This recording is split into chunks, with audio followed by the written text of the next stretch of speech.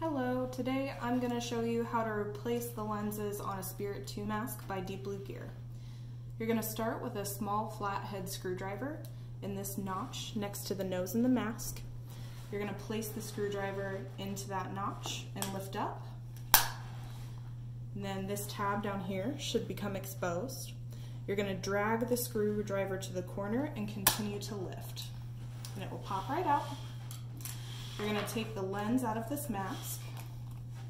It'll just pop right out. It's not adhesived into this mask or anything like that. Do the same thing with the other side. Put the screwdriver into that notch and lift up. Voila. That's how you take the lenses out. And then we're going to pretend these are your new lenses and reinstall them.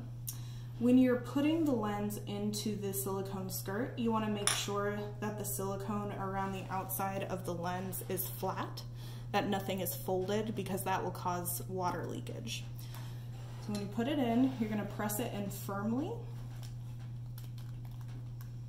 You need to look at it to make sure that there are no folds.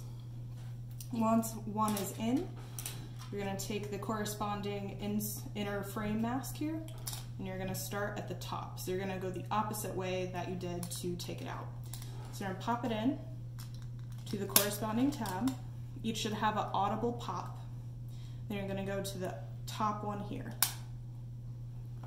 This one at the side.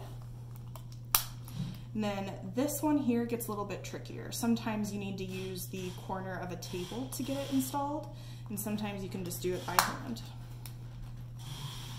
And there you go. Do the same thing for the other side. Again, making sure that the silicone does not get folded.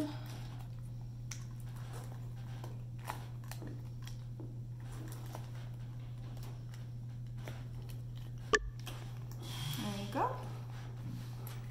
Replace the inner frame.